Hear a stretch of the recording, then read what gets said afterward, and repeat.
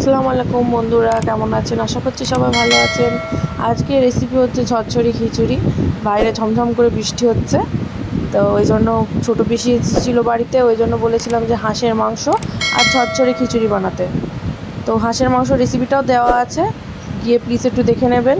তো এখানে হচ্ছে পেঁয়াজ ভাজা, কড়াই বসিয়ে দিয়েছিলাম পেঁয়াজ ভাজার জন্য। আর এখানে চাল ভিজিয়ে রেখে দিয়েছি বেশ কিছুক্ষণ ধরে।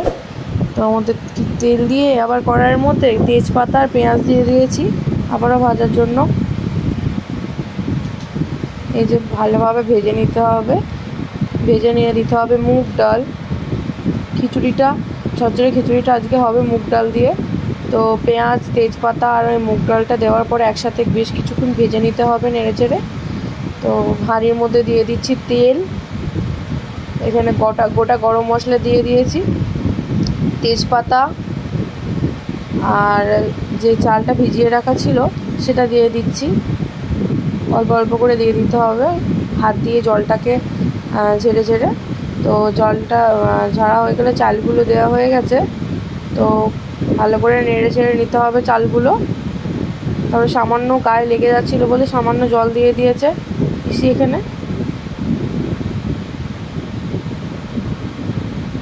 এখানে দিয়ে দিতে হবে লবণ। যারা যারা ঝরঝরি খিচুড়ি এখনও অবধি খাননি, তো তারা আমাদের রান্নাটা প্রসেস দেখে প্লিজ একটু বাড়িতে ট্রাই করে দেখুন, সত্যি ভালো লাগবে। আর আমার ছোটো পিসি আসলে আমি ছোটো পিসিকে বলি যে খিচুড়িটা বানাতে, কারণ খিচুড়িটা অনেক পছন্দ আমার ওনার হাতের।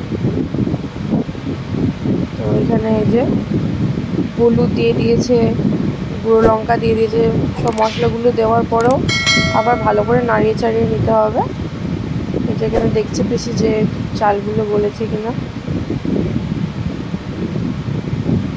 এখানে ভেজে রাখা যে ডালটা ছিল না, সেটা দিয়ে দিয়েছি।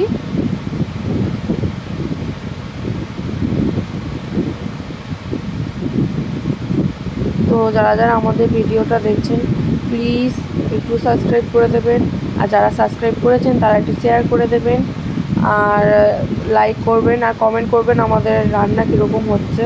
কিছু যদি ভুল হয়ে থাকে তাহলেও কমেন্ট করবেন।